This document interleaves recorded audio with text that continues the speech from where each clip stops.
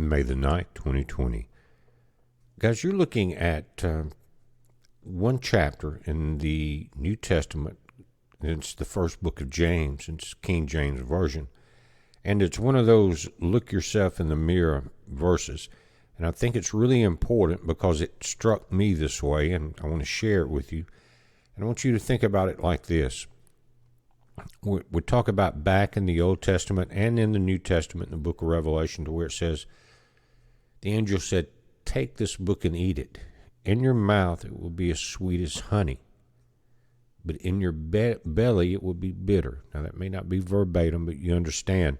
In other words, eat this knowledge, take it, read it, but as you digest it in your mind and you absorb the knowledge, then it will become bitter in your belly and bitter in your mind, because you will see by looking into this mirror in this book of James that your imperfections and my imperfections are very obvious. And without this reflection, we would be lost. And so again, honey, as you eat it, bitter to the belly, but it's like Christ coming, and he is that fire that purges, that refines the silver. So again, let's just read it and let the word do its work, and have the courage to read this chapter and the next 4. This is James, a servant of God and of the Lord Jesus Christ, to the 12 tribes which are scattered abroad, greeting. As you were part of this, my brethren, count it in all joy when you fall into divers temptations, knowing this, that the trying of your faith worketh patience, that refining of the silver. But let patience have her perfect work, that ye may be perfect and entire, wanting nothing. Guys, that's such a powerful sentence. In other words, with the things you go through in your life, and you're patient with, and you understand, and you work to look at it and reflect on your mistakes, let it have its perfect work, that you may be perfect and entire, wanting nothing. And think about wanting nothing. Pretty good feeling, isn't it? If any of you lack wisdom, let him ask of God, that giveth to all men liberally, and upbraideth not, and it shall be given him. But let him ask in faith, nothing wavering. Have the strength, guys, to look in the mirror. For he that wavereth is like a wave of the sea, driven with the wind and tossed. For let not that man think he shall receive anything of the Lord. No, because you have to have that faith. You can't waver. And the way to do that, again, is to be purged. And the purging comes from you looking deep inside yourself and seeing your imperfections from the Word. And guys, as I talk about this, I'm as guilty as anyone out there. And it's again, honey to the taste and bitter to the belly. And when you realize that, and you need to share it, because people need to look inside. A double-minded man is unstable in all his ways. Let the brother of low degree rejoice in that he is exalted. But the rich he that is made low, because as the flower of the grass he shall pass away. For the sun is no sooner risen with a burning heat, but it withereth the grass, and the flower thereof falleth. And the grace of the fashion of it perish, so also shall the rich man fade away in his ways. So think about it in this way. A lot of men, a lot of people gather riches, and they have idols, whether it's a car or a home. We're all guilty of this, or boat, whatever it is, land, whatever it is. But that will perish. But what is your riches that need to be saved? Blessed is the man that endureth temptation. One of the strongest things that you can say to the human psyche, because how many of us are every hour of the day tempted by one thing or the other? For when he is tried, he shall receive the crown of life, which the Lord hath promised to them that love him. Why is it so important? Who is the tempter? It's Satan. When you resist, When you realize it, first you have to look in the mirror, realize what's inside you, how you feel and what you do about certain things, and how you're tempted. And there's a section in the Bible that says that the more you resist temptation, Satan has to flee.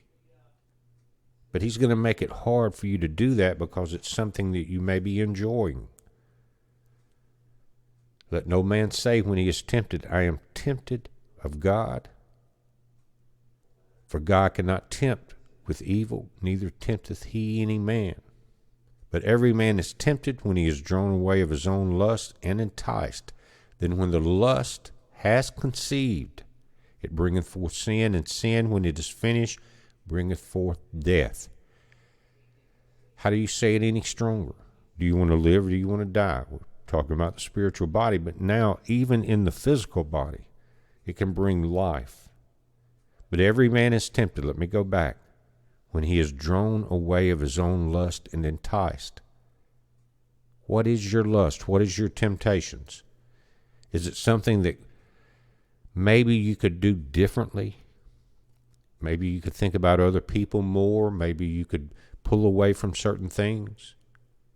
Again, looking in the mirror can be very painful, and that can be bitter in the belly, but it brings about the truth within inside yourself.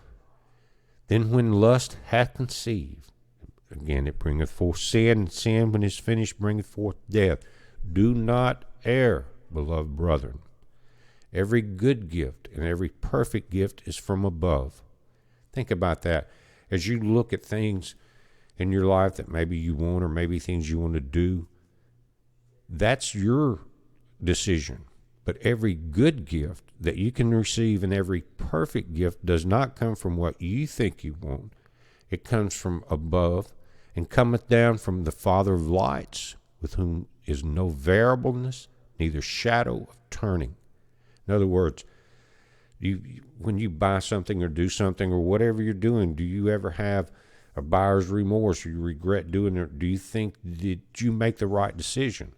But when you pray and you resist temptation, then those gifts that God puts on you do not vary. You do not have that buyer's remorse. There's no shadow of turning. It's the truth that's straight. You have to have the courage to look inside yourself, find the problems, and resist them, and tell Satan to get back. Of his own will begat he us with the word of truth, that we should be a kind of first fruits of his creatures. Do you understand that? He will do it with the word of truth. But you have to want to open that book. You have to want to look in that mirror, and always pray for knowledge. Wherefore, my beloved brethren, let every man be swift to hear, slow to speak, slow to wrath. Now, that slow to wrath, in these times, you can see in the headlines to where, because of the lockdown and other things, people are becoming angry and more conflict occurring between one side or the other. Do you understand what I'm saying?